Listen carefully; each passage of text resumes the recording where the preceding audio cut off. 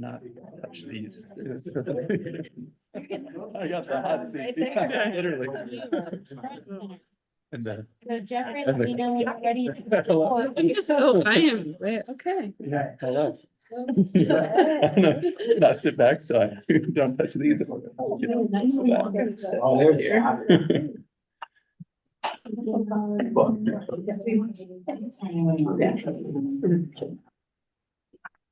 Ready? Good evening. It is April 23rd. This is the regularly scheduled meeting of the Planning and Zoning Commission in Pitt County, Colorado. From Planning and Zoning, we have myself, Jeffrey Woodruff, Zachary Matthews, Jasmine Tiger, Suzanne Caskey. That's only 4. What am I missing? Good. We're good. Oh, out of 7. Cool. Sorry, I haven't played dice in a while. We have a quorum. And this evening we have one agenda item, which is the Climate Code Implementation Project Update, Cara and Suzanne. But before we go there, we have commissioner comments unrelated to the updates. Nothing from me. So I'm going to be self-indulgent for a minute. And I attended the Snowmass Caucus meeting last week, at which they discussed reiterating part of the Snowmass Capitol Creek Caucus Master Plan. And I'm going to read through your paragraphs. So now that I'm chair, I can do whatever I want. Don't get too out of line. This was given to me by David Chase, Jill Sabella, Jen Rupert, and Josh Rupert. And I want to read into the records section 16 of the 2024 Snowmass Capitol Creek Caucus Master Plan, which is about environmental stewardship. So preservation of the natural environment and rural character is the caucus's highest priority. We advocate the safeguarding in perpetuity of open space, wildlife habitat, and agricultural land through conservation easements, land covenants, deed restrictions, development of backyard wildlife habitat, and other means. It goes on, the Snowmass Capitol Creek Valley serves as habitat and migratory routes to large mammals, including elk, deer, moose, bear, mountain lions, bobcats, coyotes, and beaver, as well as dozens of species of smaller mammals, birds, fish, amphibians, and invertebrates, which all play a crucial role in the biotic web. An important role for the caucus is to understand, monitor, and protect the valley for wildlife and plants who don't have a voice. The need to sustain healthy ecosystems informs our entire master plan and decisions of where and how development can occur. So on April 16th, the board of directors of the Snowmass Capitol Creek Caucus meeting in open session adopted section 16 of the 2024 Caucus Master Plan as its definitive position respecting future potential development of St. Benedict's monastery lands. So thank you for allowing me to read that into the record. Staff comments unrelated to this evening's agenda items. I was like, oh, that doesn't matter. I don't think I have anything different to add other than that your agenda reflected your next meetings. Oh, and sorry. One of those items on May 21st is the J&A Arbany family CDPUD request. It's a property all the way up Thompson Creek, up past Spring Gulch. Leslie Lamont was curious if any of you would be interested in scheduling a site visit. She's leaving town on May 9th, so it would be before May 9th. So just kind of looking to gauge if people are interested. It's usually generally been somewhat complicated to get you all together for site visits. So I mean, I think, again, I think I don't know that we need a quorum, but we need, I think, several of you to make it worthwhile to go out. And obviously it would depend on if we could find a time that worked for people, but I guess of the 4 of you on, are you just interested in a site visit if we can find a time to make it work? I would prefer a site visit to powering up the drone. I don't know that we'll be powering up the drone for this one either way, but Haven't thought about that part. I can go either way, if other people can go. Okay, I do know that I'm going to be out of town starting the 7th until about the 10th or 11th. okay. Okay. And then I guess Jasmine and Zach. I would like to go, but, I would have to go with the group because I have no vehicle. Right, okay.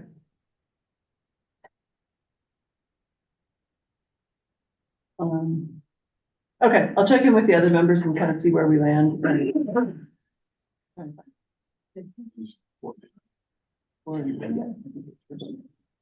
Okay. Thank you.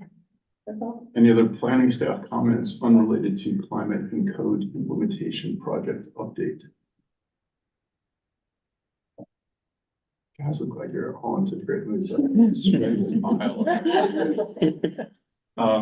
So this is a public hearing. Any public comments unrelated to climate and code implementation project update? We do have one attendee, Lean. She's with the Oh, okay. Yep. Then I will promote her. So other than that, we have no public. Excellent. So at 5:10, we're on the one agenda item, which is the climate and code implementation project update. And I'm assuming you're looking for answers to the 3 questions at the back of the packet, but you will start out with a presentation first. Yeah, absolutely.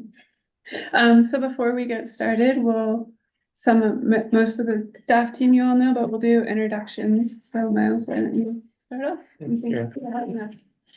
Yeah, and thank you, Planning and Zoning Commission, for having us. I'm Miles Graham. I'm a principal at GBSM and facilitated the Community Growth Advisory Committee process, and I'm happy to be a part of this next phase that we're moving into.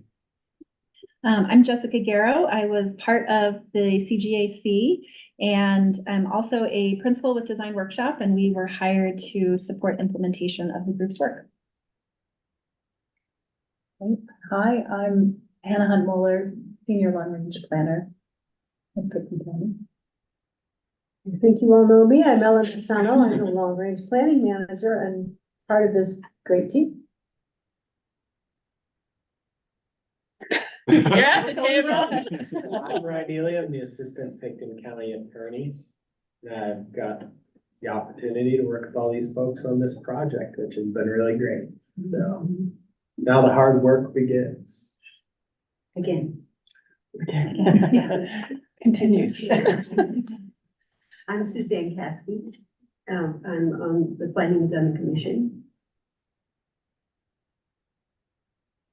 Suzanne Wolf, Community Development Director.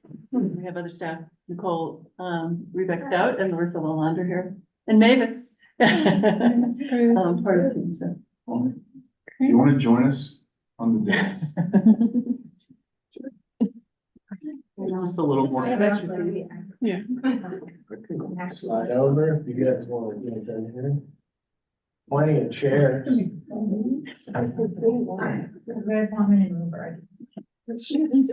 can stay in London. I was gonna say, well, Glenn's not here. Left spot. He can't make it, you can stay.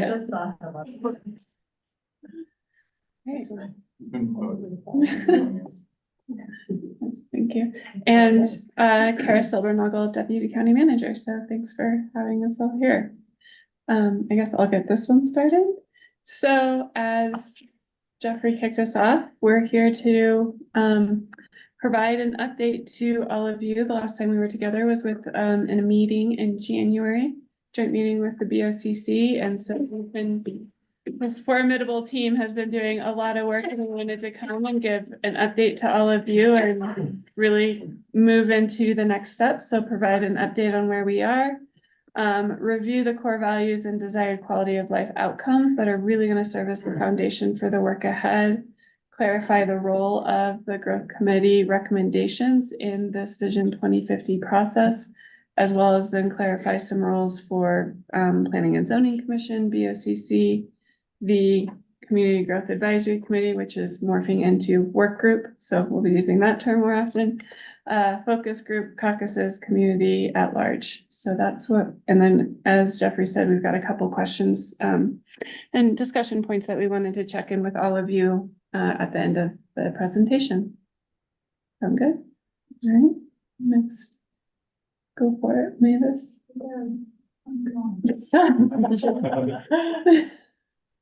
Davis, you can hang out with the cool kids and come over here. Last time we wanted to move fast, no, don't move.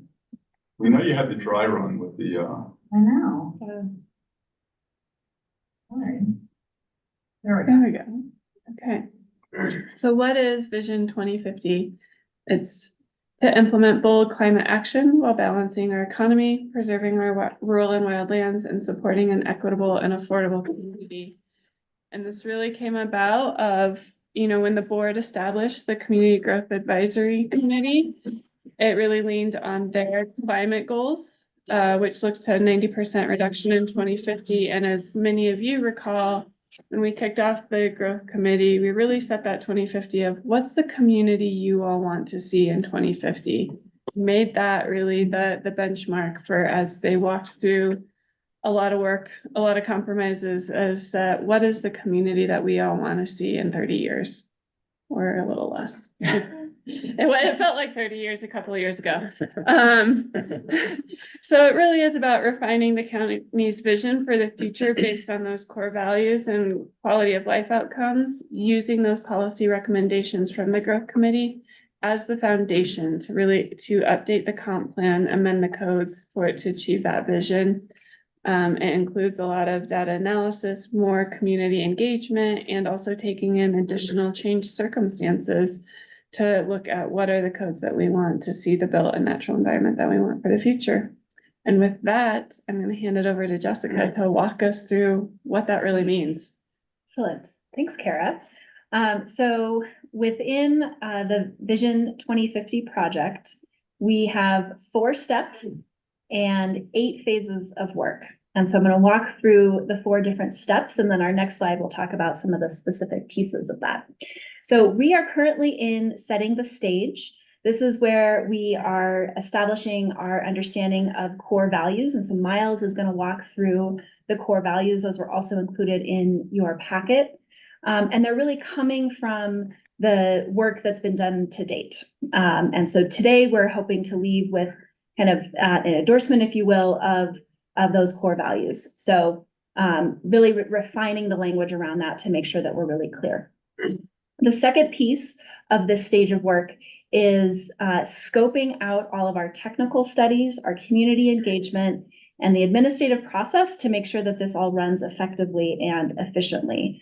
So we are working through scopes for the studies that were identified within the CGAC report. So things like understanding vehicle miles traveled, understanding housing employment impacts from residential development, understanding and thinking about different ways to calculate floor area ratio and how to do that. So the kind of litany of things that were in the growth committee's recommendation.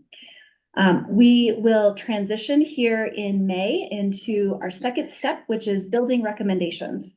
And that is where we will initiate the data analysis, case studies, looking at other communities, what are they doing in some of these topic areas to really lay the groundwork for our next steps.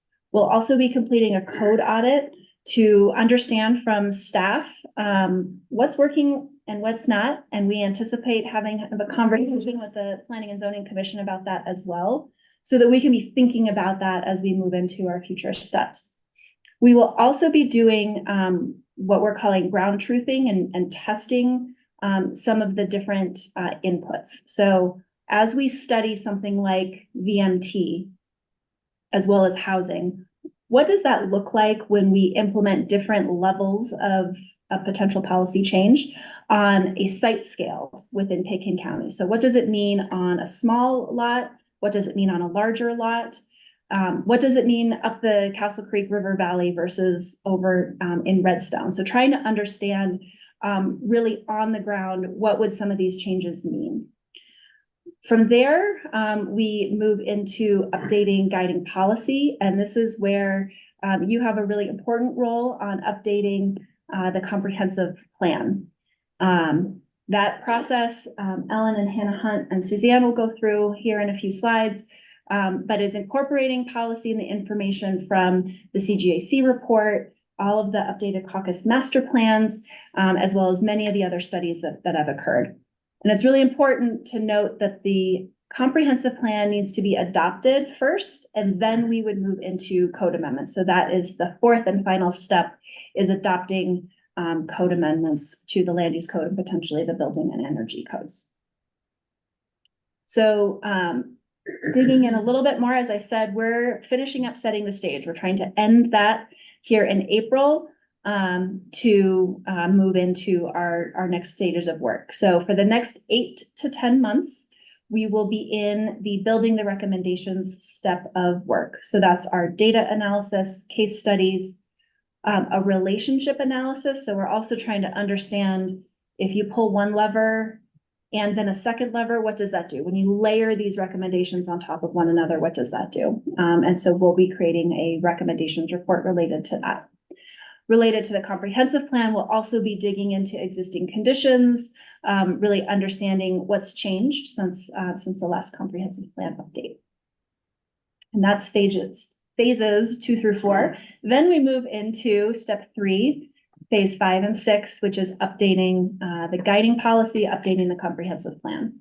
So we will be preparing recommendations report and working through finalizing and adopting that comprehensive plan. We anticipate that is 4 to 6 months, and then updating the code is an additional 6 to 8 months. And again, important that that comes after the adopted policy guidance from the comprehensive plan.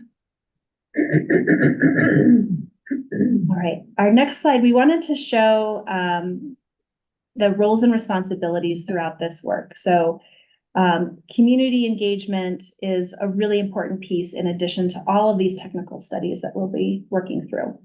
So the first, and as Kara mentioned, is that the CGAC is transitioning to a work group. We talked about that with you when we last saw you in January, but they will be called the Vision 2050 work group. They have a really important role to make sure that the work that we are doing on the comprehensive plan, as well as on the code, is really staying true to that recommendations report. They're also a great representative of our community in terms of representing the different types of people that live here and the different industries that we have here. And so they're a really important barometer, if you will, as we move forward with the work. We did have an initial meeting with them in January, and everyone's interested in continuing on. So we anticipate that will be a group that we meet with periodically throughout the process. Second, our focus groups. These are going to be more technical conversations, really digging into some of those key details. So when we talk about, do we implement a floor area ratio within Pitkin County on a countywide scale? There are technical aspects of that we need to think through. And so we'll be working with focus groups to understand that, as well as our other topics. And we would anticipate meeting with them a couple times in the process to make sure that we're thinking through unintended consequences, getting different perspectives, but those tend to be the more technical group. Next is the community at large, and there will be lots of opportunities for the community to be involved. So this could be through a pop-up event, open houses. We'll be having a newsletter. We'll have website updates, but it's also caucus roundtables and some of those more kind of one-on-one touch points. So it's a broad range of touch points with the community at large to make sure that they are providing input and comments on all of the work as we move through. And then finally, Planning and Zoning Commission and the Board of County Commissioners have very important roles within this process. So you, as the Planning and Zoning Commission, under state law, review and adopt the comprehensive plan. And we'll get into some more details on that on the next slides, but that's a very important role that you hold within this process. You also act as the recommending body to the county commissioners on any code amendments. And so when we get into that final step, we will be having public hearings on those code language changes, and you'll be recommending those to the county commissioners. The county commissioners provide direction to staff on the process, and they are the ones that will adopt any code changes. So on the next slide, it's just really to drive the point that we are weaving technical data and community input and feedback throughout this entire process. So in all of our stages and steps and phases of work, we will be making sure that we're understanding what is the data telling us and what is the community telling us, and highlighting maybe where are there areas of tension, where are there areas of agreement, and that will ultimately lead to kind of final product within the comprehensive plan and the code. And I'll turn it over to Kara and Liz for the next portion. All right. So part of one of our goals for today's discussion is really, as Jessica said, is kind of confirming the values that we have that are really going to lay the foundation for our work ahead. And it's really important, as many of you that sat through the growth committee, it's really important that we make sure that we have this check-in now before the hard conversations and the hard compromises. And we recognize there's inherent tensions in these values, right? But I think those served as a framework for having those compromises with the growth committee, and it's going to serve as having those same compromises throughout this process ahead. So what you see today is really an evolution from that initial BOCC vision statement that set forth the Community Growth Advisory Committee and their values, and then how it evolved through the committee's work and really what they used as the shared community values that contributed to their quality of life that they saw, and really kind of carrying that intent forward in this next phase. So Miles is going to walk us through each of these items. Thanks, Kara. And many of you who were following along in the growth committee process, and if we can go back to that last slide, this is my favorite slide in the entire deck, just because it's so visual, and I think it really tells the story of the origin of those values and those goals from the Board of County Commissioners, but how much community work went into evolving and further defining the values through the growth committee process. And these values, as Kara mentioned, they are inherently going to have some tensions and trade-offs that we're going to need to work through this process. But just as much, they have inherent interconnections. They're all related. So as Jessica was saying, if we pull one lever and then another, we want to make sure we understand those relationships and are staying very closely attuned to the community values. So we're being guided by these values and using data to inform our decision making. So on the next slide, we have some far less beautiful, but very, very important slides that we want to make sure that we put this in the AIS, we put this on the screen, and I'm not going to read this entire slide to all of you, but we felt the intent of the growth committee was really important to capture here. And so we didn't want to really modify or change or summarize these. We felt it was important to keep in the presentation some key highlights from Bold Climate Action. This was really one of the key drivers that led to the Board of County Commissioners forming the growth committee and moving us forward, declaring a climate emergency. And as we all know, it is going to be difficult to reach our ambitious climate action goals. It's going to require decisive efforts that will also require conviction to our values. And we know that it may not be easy to make some of those decisions, but we do have an opportunity to be a leader and to be a role model in this space and really show our peers what can be done to take action on this climate emergency. So we very intentionally led with this,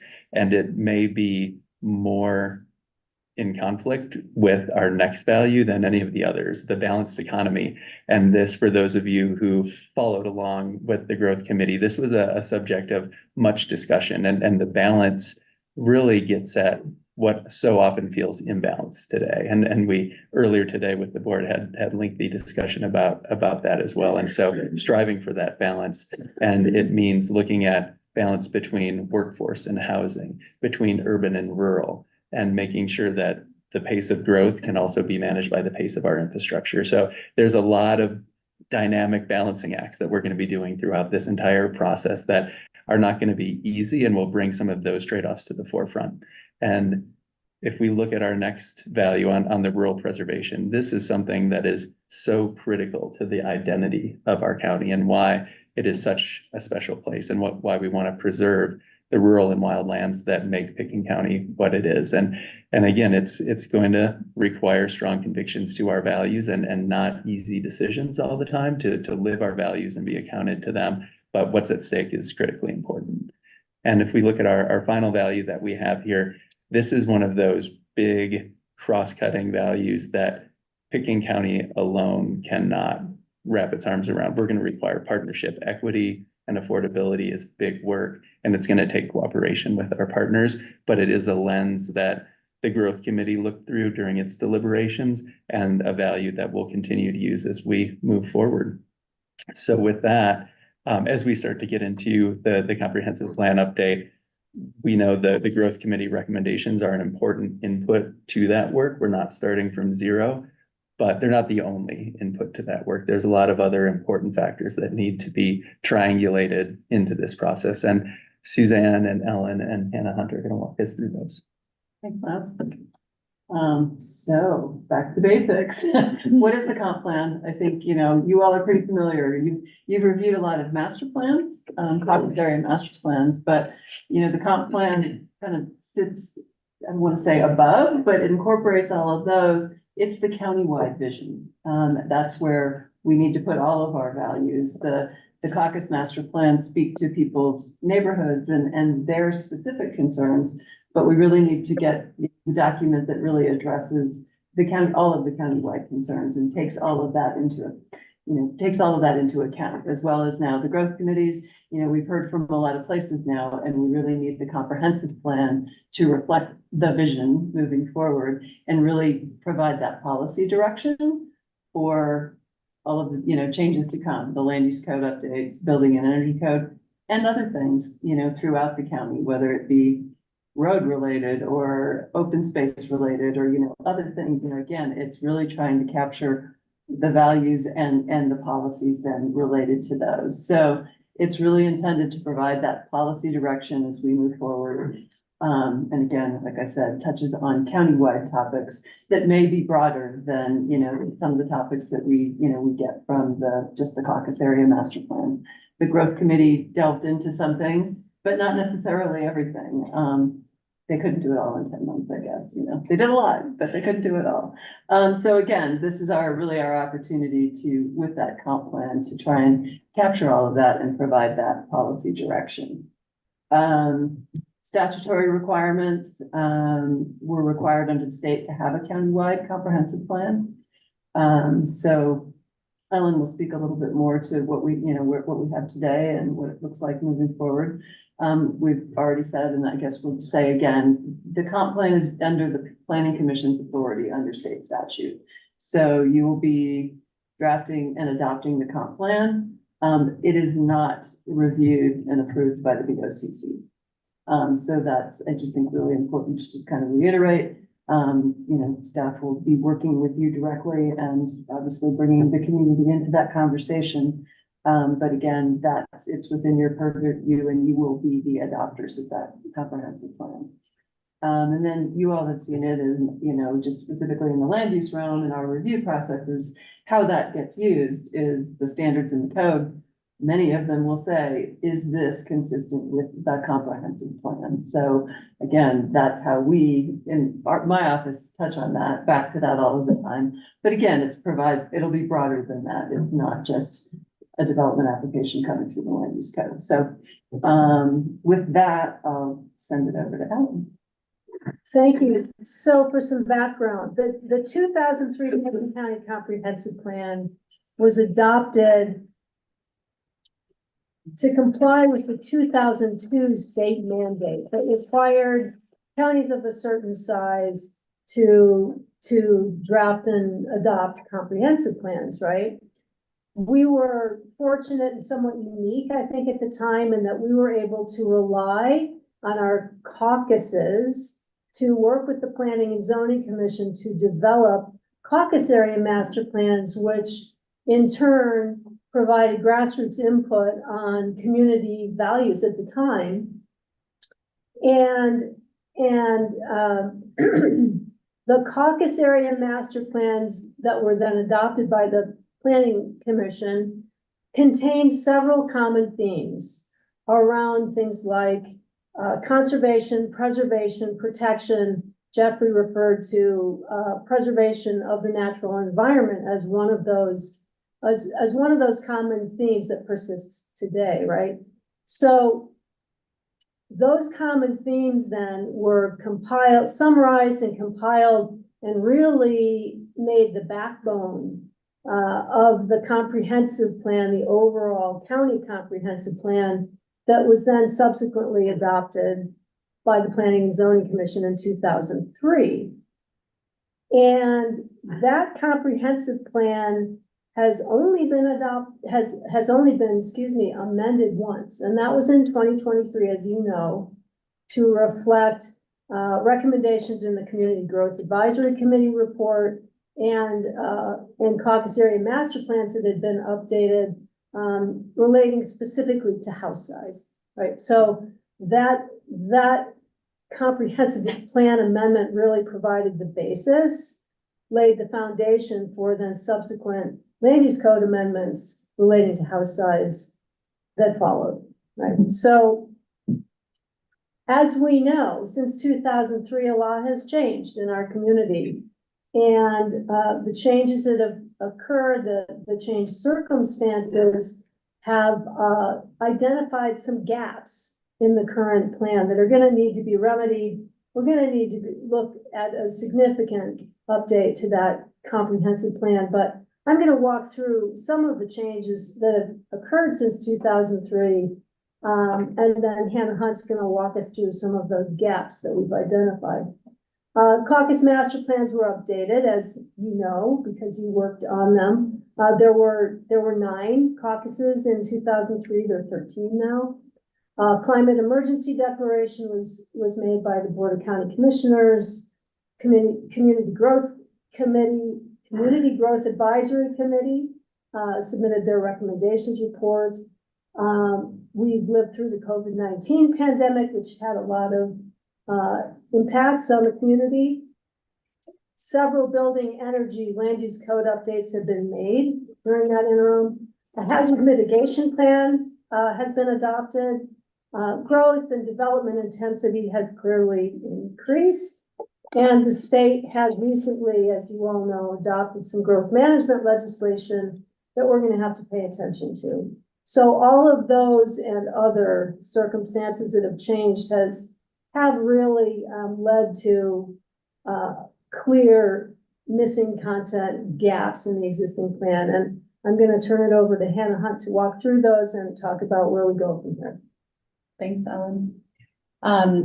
Right, so we're 20 years out from the update of the plan in 2003 for the original adoption of the plan, and recognizing the changed circumstances feeds into additional planning documents, additional planning efforts like the CGAC report that kind of fuel this moment now to update a values-driven conversation about updating the comprehensive plan. Specifically, there are a variety of topic areas that the current plan is silent on that we recognize to be really essential to be a fully, truly comprehensive effort. Climate action is not addressed explicitly in the current plan. Housing and housing guidance direction, water supply, which had some specific state statute requirements for inclusion, disaster preparedness and resiliency is something that we recognize to be really critical to this moment in time. Equity and affordability, which is both kind of a what in terms of being in the plan and also a how of part of how we're thinking about doing this planning effort. And additionally, countywide geographic coverage. The master plans and caucus plans speak to their specific area, but the caucuses don't cover the entire county. So we want to make sure that this is a countywide effort to include the different voices from the community and additional plans that chart the direction for the county holistically. And as we're moving forward with the update to the comprehensive plan, to set the stage for this, we are leaning into the core values that are established by the Vision 2050. So bold climate action, balancing our economy, preservation of rural and wild lands, equity, and affordability will really be cross-cutting values that inform the content and plan areas of the comprehensive plan. as we said, this is really setting a broad countywide direction and target as well toward land use policy. This will ultimately inform the building and energy code updates, and address and be both a document that addresses our current situation now, but where we're going in the future. So addressing our current challenges, acknowledging changed conditions, and charting forward what our vision is as we move forward. The public engagement piece will be really critical. Engaging caucuses through caucus roundtables and through different tools to work with the caucuses is always important, especially in the comprehensive plan, is their role in updating master plans and how that feels into the work that will be this overarching document. The work group, the Vision 2050 work group, will be a part of another feedback loop to review and provide additional direction for the content that's in the comprehensive plan. Focus groups, which are diving into specific topic areas, some really targeted toward code, but some may be more policy directed that will inform the work that happens for the comprehensive plan, and then broader community at large. The process, this is kind of from a high level. We have time on your schedule on May 21st to really do a deep dive into what our steps are and what our work plan is as we move forward. But from a high level, our process is to build on the CJC policy recommendations and the Vision 2050 core values, integrate that with public engagement that will be already happening through the Vision 2050 process, knowing that this is really, the Vision 2050 is kind of an umbrella under which multiple efforts sit, the comprehensive plan being a key piece of that to be a really values-driven plan. We will be meeting with you all monthly to chart our progress in a pretty direct and hands-on way. And ultimately knowing that the Planning and Zoning Commission has the authority to review the content, review the inputs that we're gathering, and move that forward to adopt the plan. So we will be, we'll be seeing a lot of each other. And May 21st is when we're going to do that, that kind of detailed overview and deeper dive. So next steps, as I said, we are looking to wrap up the setting the stage portion of our work and really hit the ground running and digging into building the recommendation. So what does that look like? There will be a public launch of the project. We'll start scheduling our next conversation and meeting with the work group, as well as focus groups, starting that data analysis, and really getting ready to move forward into that. What else would you add?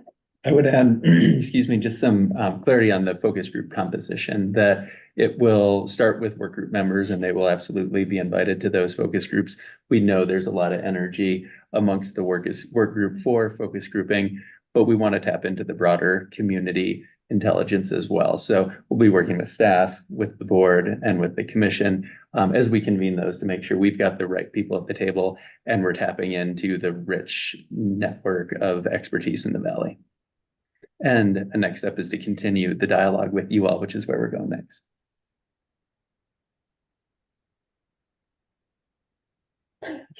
I'm like, where are you? So just wanted to, this is your opportunity to ask us questions. Obviously we kind of put a few out there for you to ponder. But do you have any questions about how this process looks moving forward? Any questions about the values, we've presented and kind of how we came, brought those forward, roles about, P&Z, the work group, any of those things moving forward, questions about the comp plan process, all of those things. We're happy to respond to any questions you guys might have. I have some little questions and I don't know that I can organize them to go in that order. But they don't need to be in any order. No, Or that's just, all right. if you It's have any the guide. questions, we'd love to hear them. Okay, so these are flights of questions that I had along the way. The last one was, what does a public project launch look like? Yeah, really great question. So we are working on website updates. So there will be a project page where the community can go and find information. So that'll be a piece of it, as well as the newsletter. There's an existing newsletter from the CGAC process, and so we'll sort of transition that and provide the information of we're getting ready to do something, right? But that's also how we will identify, this is when our open house is, and we hope that you'll come. And so it's a light touch right now, but as we move through the project, there will be kind of more detail there in newsletters on the website and through our existing kind of networks from the CGAC process. Anything else you'd add? And I would just say the launch is probably pretty soft. Yeah. And so that soft launch is happening right now. And a lot of it includes working with our partners, working with you all, and having a two-way flow of information. So if you hear of, here's an important community event where this information will be really important, we want you all as community ambassadors and liaisons to be feeding this information into us, so we're in the right places in the right time, and we're working in concert and in partnership with you all, with the board, with the commissioners. So that soft launch is happening already, and then it will ramp up to more visible activity. I'm curious about there are 4 new caucuses. Where are they? Well, as you know, the Maroon and Castle Creek caucuses split, right? And the Snowmass Capitol Creek and the Upper Snowmass Creek caucuses split. And then we have a Brush, so it's really perhaps 5. The Brush Creek caucus was also formally recognized recently. Yes. So I said 4, it's really, I guess, yeah, depending on how you look at the map. University. Yeah.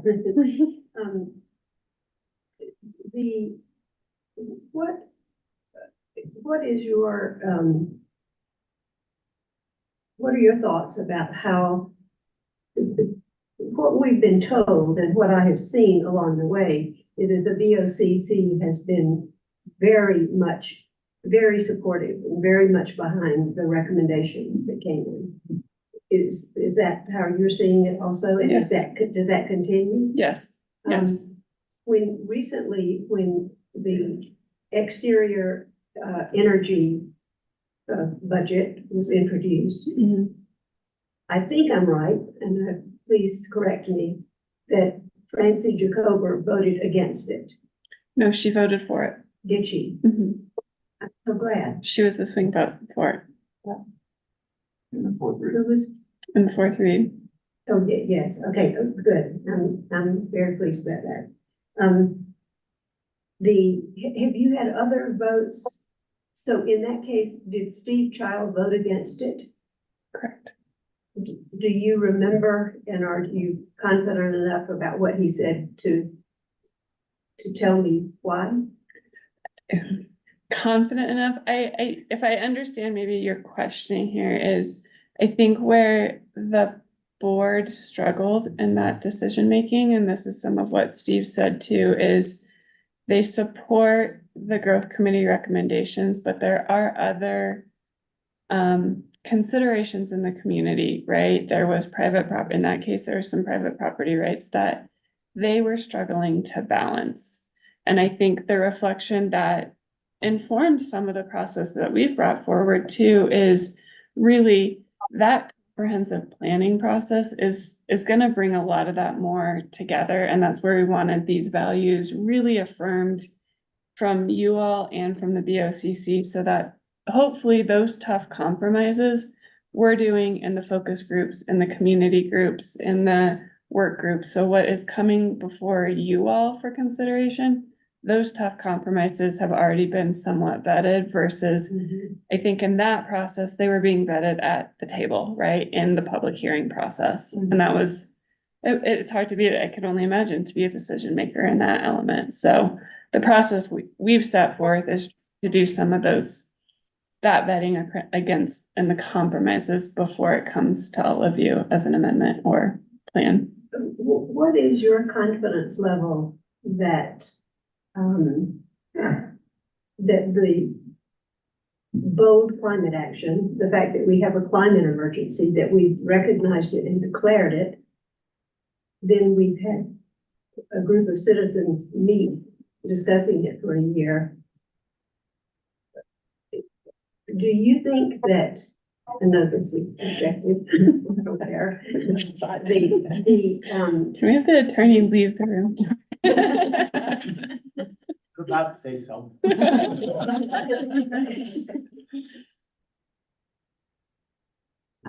can you see the ways that commissioners or even PZ commissioners could come up with rational reasons to decide, well, when it really comes down to it, don't want some homeowner to be disappointed because they can't have a year-round heated pool outside that's lighted all the time and a driveway and walkway heated that leads up to it. So here's my deflection. That's the hard seat, right? There, at the end of the day, there's community values that we are trying to achieve that the growth committee identified. There's not gonna be a right or wrong answer. This is up to you all and to the board to determine what is the best fit for the community. The process we've set forth is, and we heard this from the growth committee, is we need more data to understand what are those, what are the levers and how far can we pull before we've pulled too far. So the process that Jessica and her team have set up is we're gonna bring you as much data as we can. It's not gonna give you a direct answer. It's only gonna be able to inform how much we can do to still be bold and also, again, as Miles was saying, maintain that balanced economy and the other elements. So we're doing the background work to give you as much information as we can, but it's not gonna be a point to put the commission and the board do what's best for the community. So when you say pull the levers and trying to decide when we've gone too far, have we gone too far when we've actually stuck to the values? Okay, all right, I guess I can add something if you don't mind. I would love it. Yeah. I think that it is important to understand the importance of the Planning and Zoning Commission process that is in front of you. The Community Growth Advisory Committee cannot supplement the jurisdiction and the authority of this body, nor can the Board of County Commissioners.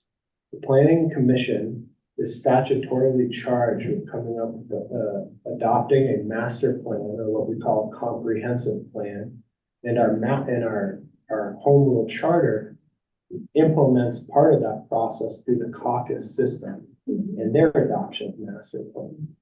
The real planning that is to be undertaken is done by this body with the help from staff, who will receive direction from the Board of County Commissioner to help staff prioritize BOCC objectives. But ultimately, the implementation of these master planning provisions and the long-range planning that it entails is up to the Planning Commission.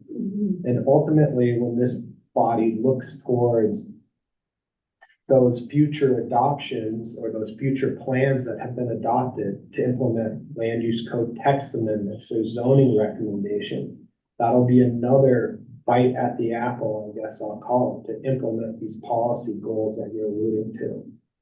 So I can't stress enough the role of the Planning Commission in this larger process that's been undertaken over the last couple of years and what's going forward. It really is the only body that has the authority to engage in the process. And I'm not intending to negate or undermine or marginalize or minimize the work that the Community Growth Advisory Committee has done. I think that has very much informed priorities, informed the BOCC on what community priorities are. And through staff, you have heard some of that, as well as your own board members' participation on that committee or observance of that committee's work. But I was only half joking when I said the hard work is starting now, the planning commission. Because this is where the rubber hits the road with the master planning process. But then as we go to implement land use code text amendments and zoning actions and things like that, you'll be similarly faced with reviewing what you're adopting now to implement those code changes or zoning actions through an expression of policy or vice versa. So you would likely be, the question that I asked of Cara, of how will we know when pull the lever and you've gone too far, you're likely to be the person to speak up and say, you've gone too far, because it will have to do with the rights of the citizens of this valley. Me personally, I don't think so. I think you all are gonna have the opportunity to implement these policy goals through the master planning process. And then when you actually go to implement legislation through a land use code text amendment or zoning action, you'll have another opportunity to evaluate whether what you're proposing or adopting perhaps goes too far or doesn't go far enough. I think. So that's what I'm suggesting. Okay, thanks. Obviously, if I felt somebody was violating the law, I would inform that as well. Yeah. But I don't think that's what I'm talking about. Okay, I think you guys have a big role to play in the next many months here. that sounds That exciting to cannot me. be, that cannot be minimal. Yeah, good. I'm very excited about the process and have it, I mean, the ability to have seen what the growth committee did. I'm just so proud of that. I'm so proud of living in a county that asks for citizens to speak out like that. I'm so proud of those people I remember some of the initial, questions of the members of that committee who were saying things like, I don't know what to do. How do I write? One question was, I don't know how to write code. And of course, people learned along the way, step by step, what to do. Gosh, they know so much more. I know so much more than I did before I saw them go through that whole process. Okay, let me see. Well, the comprehensive plan, I understand the concept. I understand the practicalities and the steps through it. How does it affect things?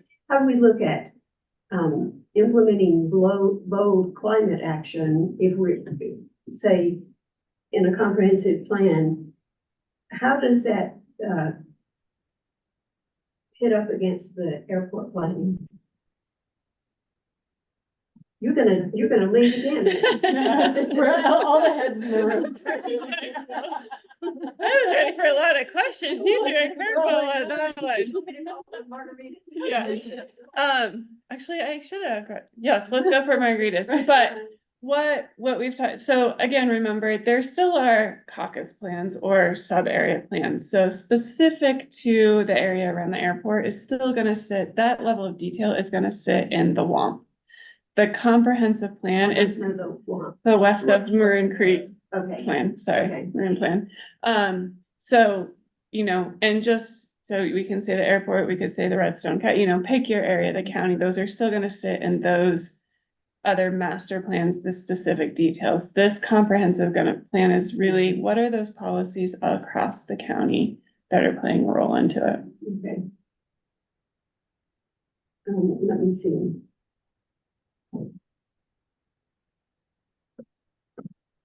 Oh, you mentioned a couple of times, reaching out to other communities to let us know what their experience has been, what they have found works. Do you already have communities in mind that you've heard of?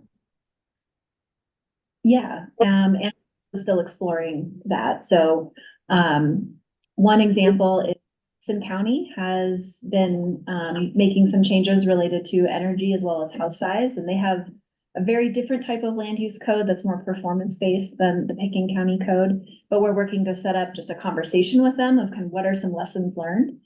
As we dig into some of these, studies, housing is maybe one example. We'll be looking at Colorado examples, because of kind of state law. And so looking at what is San Miguel County doing? What is Routt County doing? Just kind of what are some of those the similar communities looking at?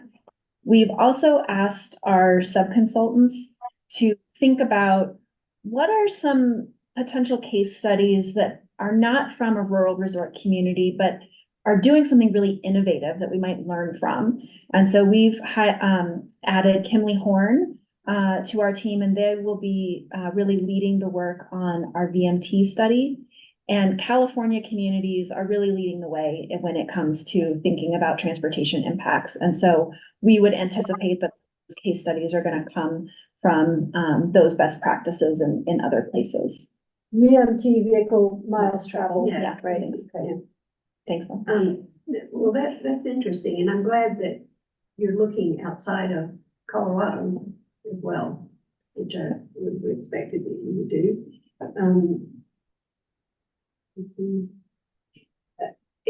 In general, I know I'm asking you to speculate a lot, but in general, do you see that some caucuses here are always ripe and ready to go, and other caucuses are kind of lolling along until something just happens in their neighborhood?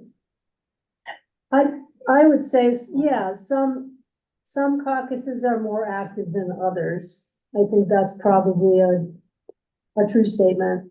Snowmass Capitol Creek is active. Is very active. Woody Creek has been, are they? Yes. I know Brush Creek has recently been very active.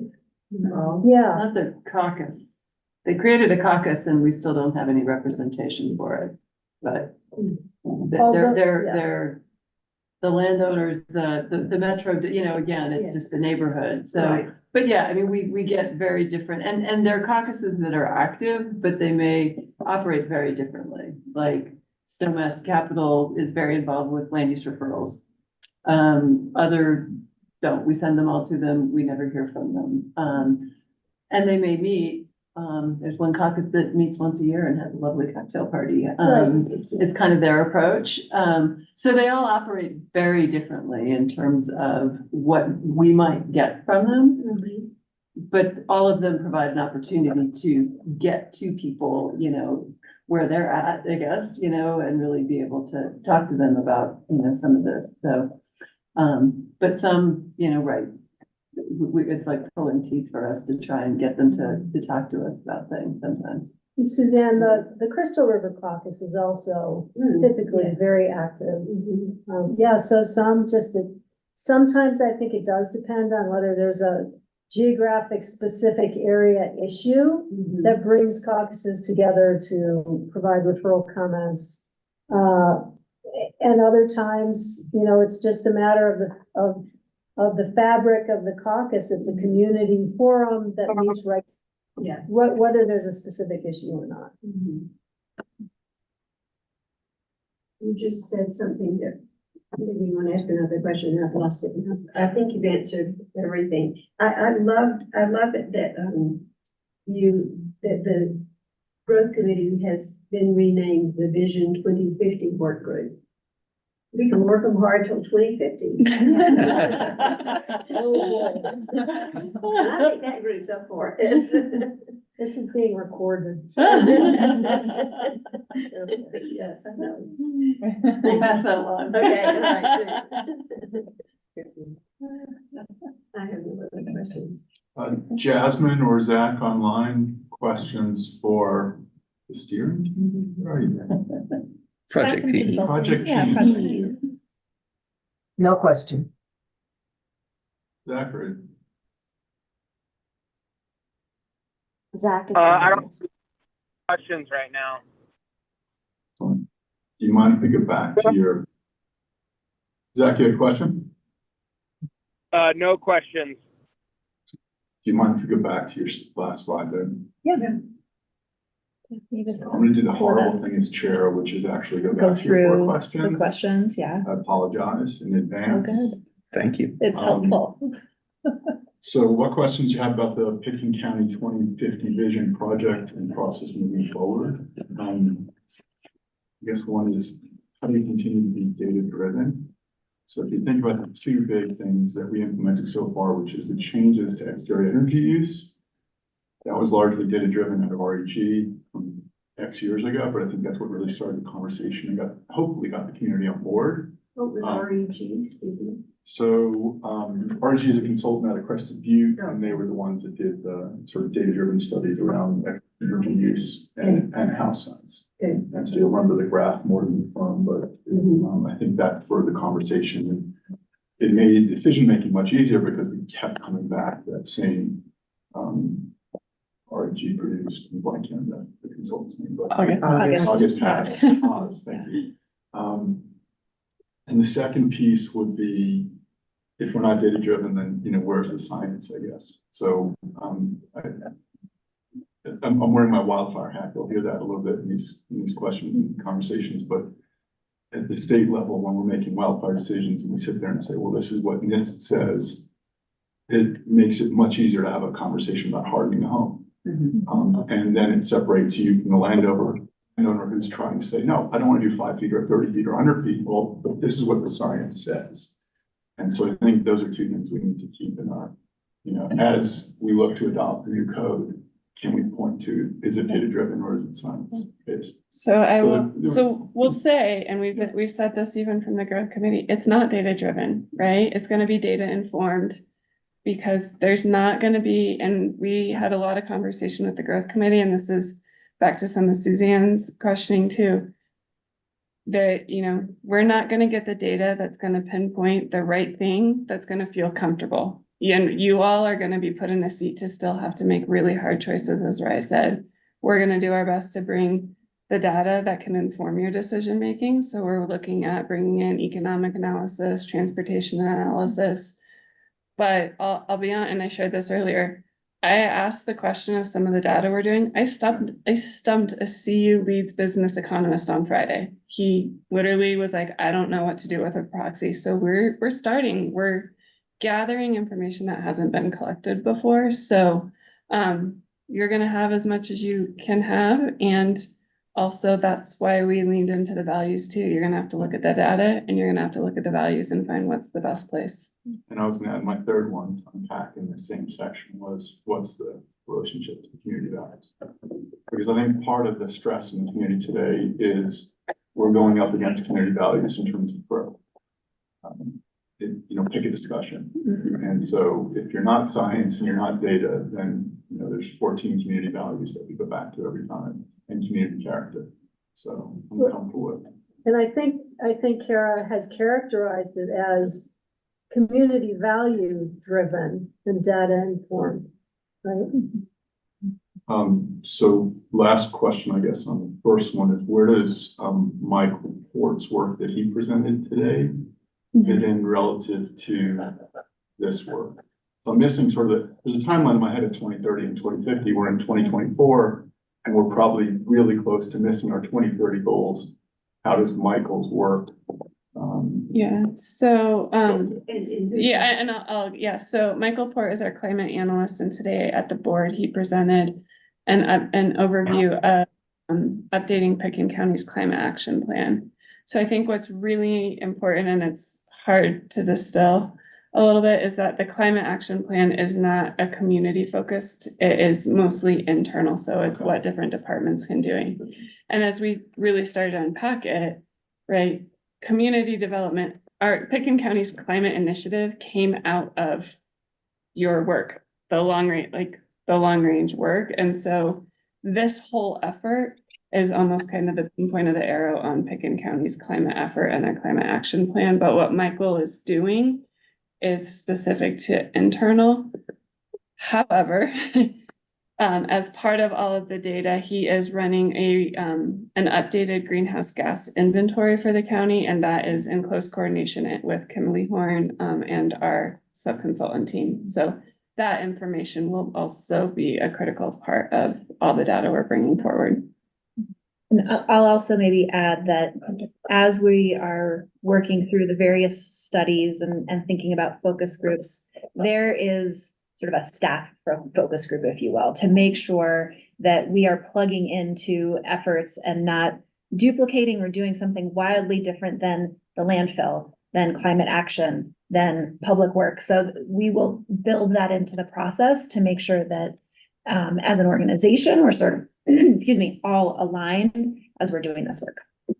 So, sort of high level question for the project team.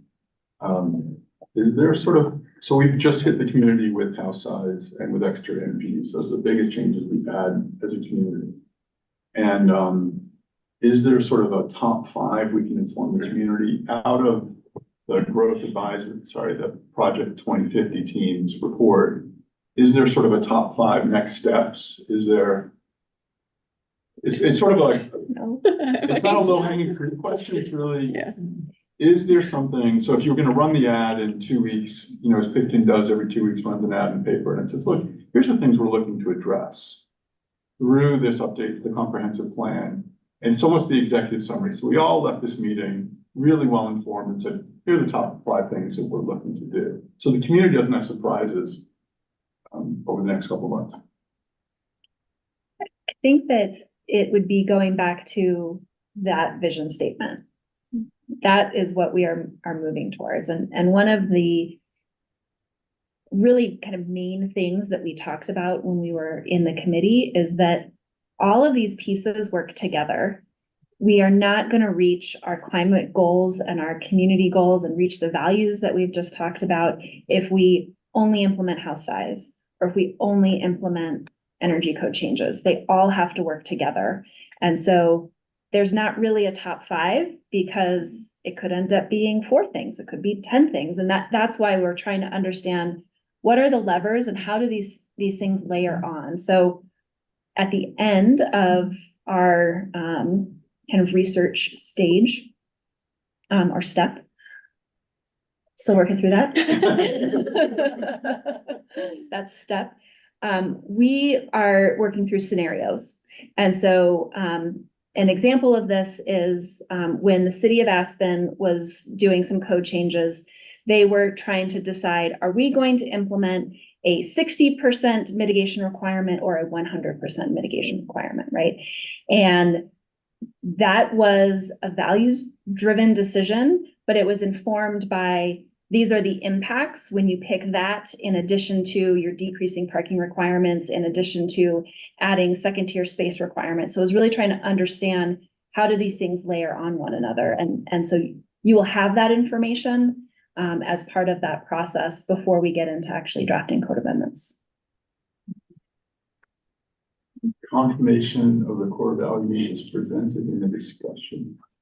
I guess one piece of feedback is don't lose this incredible value we have in the caucuses. And so I'm going to go diatribe on a caucus level for a second. They understand their watersheds, they walk their ditches, they know their ditches by name. And when you abstract it to the community character level, make sure we don't lose the incredible richness we have at that level, including the value that the woody creatures bring to this. So I think there's something special. And as we get to this level, there's parts of the state that don't have that well-defined community character. So I'm just saying, please make sure we have the richness that we still have at the caucus level, at the comp plan level, and see how we can read. Because at the end of the day, the two caucuses split, but they come together through a watershed. Sorry if that sounds like a commercial. And yeah, I just said, rural preservation, walking ditches, and yeah, I think the state struggles. What is the community character of the state? And we have something pretty special in rural Picton County. Please don't lose that as we roll to the compliment. Maybe they should be saying that to you. You're going to be the one voting.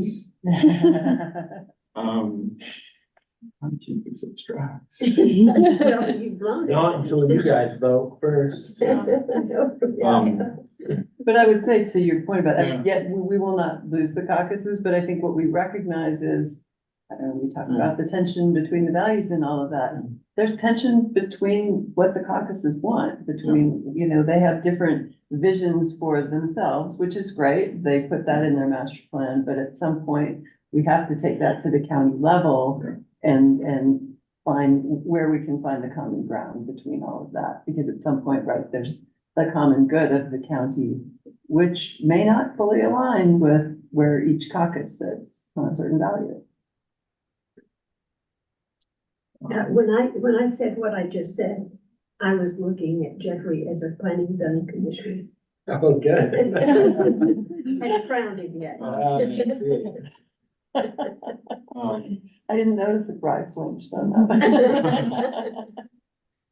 I'm gonna skip the clarifications. I think we're fine, because we've basically done this in essence twice. The work to date, core values, success. I'm gonna come back to a healthier built environment. And the reason why I think that's unique is that if you're updating your house, whether that's wildfire resiliency and going to a Class A roof or non-combustible siding, it's a healthier built environment. And so I think there's something in these climate conversations that we lose. We lose the plot, I guess. And so if you're going to a cold source heat pump from propane, and you're no longer burning kerosene or whatever you're burning today to heat your house, then you've got a better place to raise your family. So I think there's something in your final question. What does success look like? Again, don't just say greenhouse gas emissions, because I think the majority of people will probably yawn. We de-emphasize transportation. I think overall we keep looking at houses as the real answer, but there's a transportation piece. Cindy was here. There's an easel piece. Did you get the easels? The whiteboard. No, Oh. easels was the equivalent standard load or something. The amount. There was another VMT sort of that. There was another VMT. Yeah. No, she had her easel. She would have whiteboarded that explanation for us. And I think, and this might be too much in the weeds, but I know there's maps online showing potential lots. I've now looked at through the Rocky Mountain. What was the one you referred me to? West Mountain. West Mountain Regional Housing. So West Mountain Regional Housing has analysis of potential lots. And I guess, again, roll the tape forward and you'll hear me where I'm going in a second, I swear. Before we widen the UGB, can we make sure that we've exhausted the built environment where we have social services, transportation services, et cetera? And so as part of the comp plan, before we start loosening the restrictions on the UGB, can we sort of refine the analysis in terms of the built environment? And I don't know if that's really your last question, but it's been something bugging me, which is, and unpacking at this level is how do we prevent sprawl, at the comp plan level? And so have we done everything we could do inside the UGB where we have water, waste, transportation, and social services? And I added a fifth question to you, which is missing content. I think maybe it's your third question, but I called it missing content. And I would say community level preparedness, which everyone's talking about wildfire, but really what we're talking about is we have no insurance. And so the insurability of this kind of idyllic rural place. And there's nothing that's going on at the state level that's going to help that. And so I would say to this community and this board and this project team, let's update our mapping. Let's figure out what we could do from a community resiliency standpoint through comp plans, because it's not going to happen at the state level. What else can we do? And I don't know if that's in the packet for them, but you don't have to worry about greenhouse gases if you don't have a community. Sorry to end on that. Upbeat note. That's it. That's it. I've got one more. You gotta end somewhere else. No, again, the rural sprawl is, how do we keep water and waste quality where we need to be? And that's the concern. And so. Sorry, Larissa, to end on that. So what questions do you, I mean, outside of your four that are on the slides, do you have, so if you were if you're getting up from this meeting now, do we, before you hit, Nichola for the margarita, are there questions that you have of us, before the main meeting of today? All you have is. I don't think so. I think I would, on your concerns about rural sprawl, I think I would also note that there is a lot of debate with the growth committee of Yeah. what is rural sprawl, right? Is that it's the classic for how many decades is the 10,000 square foot house versus 3 homes, in the rural areas. What is the definition of intensity and sprawl? And so I think that's what a lot is going to come back to all of you to kind of be determining of what is that growth and intensity in the rural areas that we want for the future.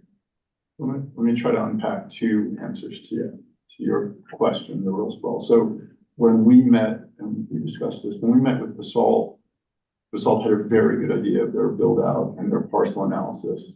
And it was evolving into a PBJ conversation, the Pitkin Basalt Junction, and what we could do on that structured highway that's basically light industrial.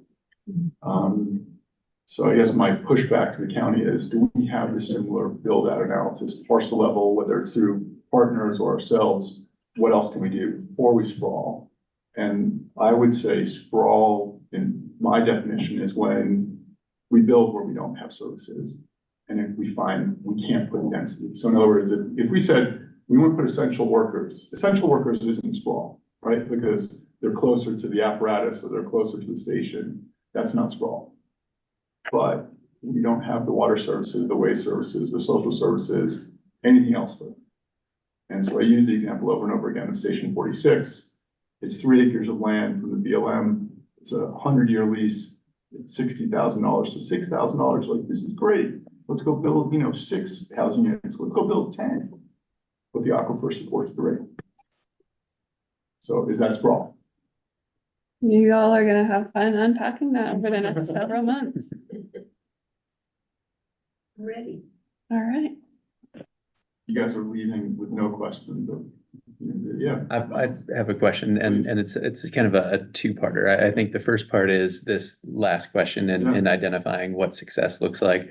As you all have a chance to think about the presentation tonight, share it with your other commission members. If there's additional thoughts, understanding those success metrics is really important and helps to guide our work. So if you have additional thoughts you'd like to share, please do.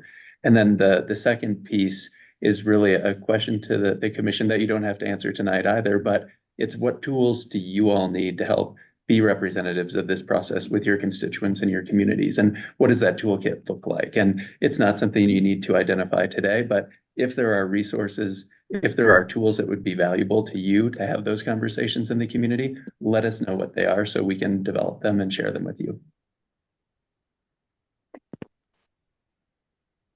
Jess, your last word. Just thank you for your time. I mean, the one thing I was just thinking, Yeah, sort of so- talking about Yeah. tools for you guys, but I think, right, a big piece of this is our community engagement. And I think if you all are willing, I think it will be helpful when we have certain, when we're going out, if you're able to join us, to be a part of those conversations on the ground with people, I think it's going to be really valuable. And obviously not the whole group of you, but right, if we can tap into you all and have you be able to join in, I think it's going to be very valuable. I would say I missed the Dunaway room immensely. And the Salt Library, even though it's in the wrong county. The Dunaway room is awesome. That was my left-handed finger, by the way. But there's something democratic about the room opposed to meeting in here. There was something very egalitarian. Zach or Jasmine, any last final comments? I make right-handed comments. My only I don't have comment any. is, go ahead, Zach.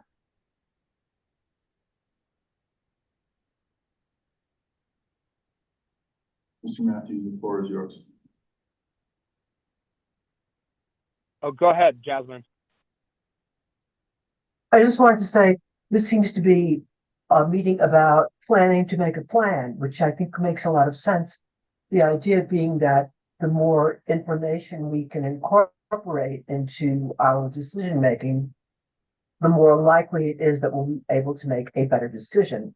So I think that the way you're progressing gives us the best opportunity to do that in a logical fashion. And the answer to Suzanne Wolf's question is we'd love to join you as long as it's in the Dunaway room or underground. It could be anywhere out there in the county.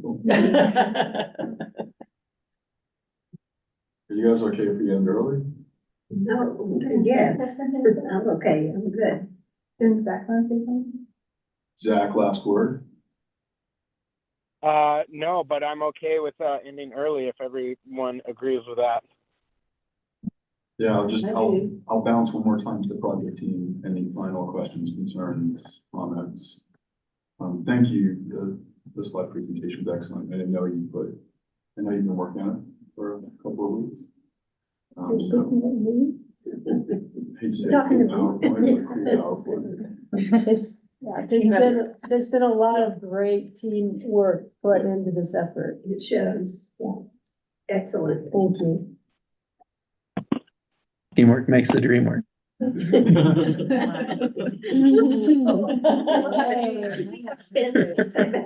I like that idea. At this point, I would accept the motion to adjourn I move that we adjourn. 35 minutes early. Do I have a second? Second. Excellent. We will see you at nothing at this time on May 7th. Just kidding. See you on May 21st for the Arbany, if not sooner, for a site visit out near Spring Gulch. Do not bring your skis. No. Thank you so much. Thank you. Thank you, everyone. Thanks for having us.